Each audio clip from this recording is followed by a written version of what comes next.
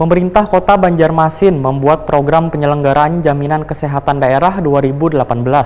Dikarenakan sekitar 49.000 warga Banjarmasin tergolong kurang mampu, belum tersentuh program kesehatan daerah, belum tercover jaminan kesehatan.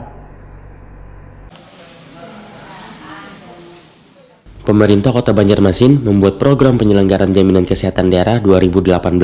Dikarenakan sekitar 49.000 warga Banjarmasin tergolong kurang mampu, belum tersentuh program kesehatan daerah. Bahkan, dari data Dinas Kesehatan, hampir 100% warga tergolong kurang mampu, belum tercover jaminan kesehatan. Demikian dipadamkan Ketua Pansus Rancangan Peraturan Daerah Jamkesda Banjarmasin 2018 Faisal Haryadi Wahya ditekuni Prima TV Kamarian Jumat 19 Oktober 2018.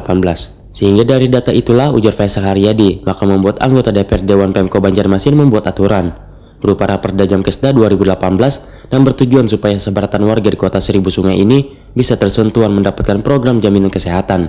Menurut politisi Partai Amanat Nasional ini, rancangan peraturan daerahnya sudah difinalisasi, tinggal menunggu sinkronasi dengan bagian hukum, kemudian dikonsultasikan ke pemerintah provinsi untuk dilanjutkan ditetapkan menjadi peraturan daerah.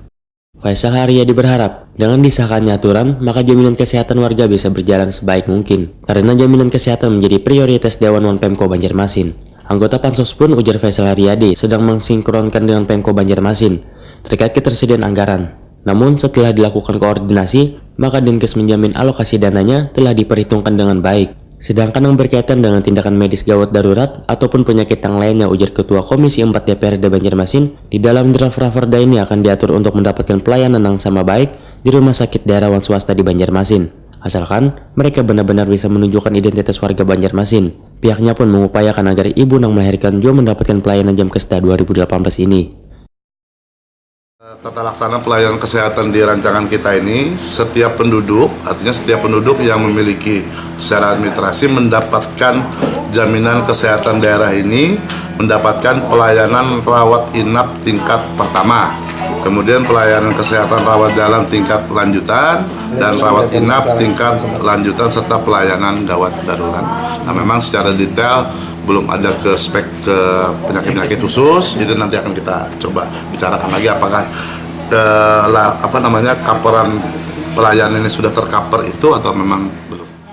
Sementara itu, Kasubag Perundang-undangan Setdako Banjarmasin Jeffrey Fransah mengakui aturan ini dibuat untuk mengcover anggota atau warga kadamampuan belum terdaftar dalam BPJS. Warga pun bisa dengan mudah, ujar Jeffrey Fransah, menjadi peserta Jamkesda. Tinggal menunjukkan administrasi atau data kependudukan yang jelas, surat keterangan kadamampu dari domisilinya setempat. Menurut Jeffrey Fransah, di dalam aturan itu membuat ketentuan kerjasama antara pemerintah dan rumah sakit yang berada di wilayah Banjarmasin, sehingga setiap rumah sakit diwajibkan memberikan pelayanan tindakan medis gawat darurat bagi warga yang termasuk ke dalam Jamkesda.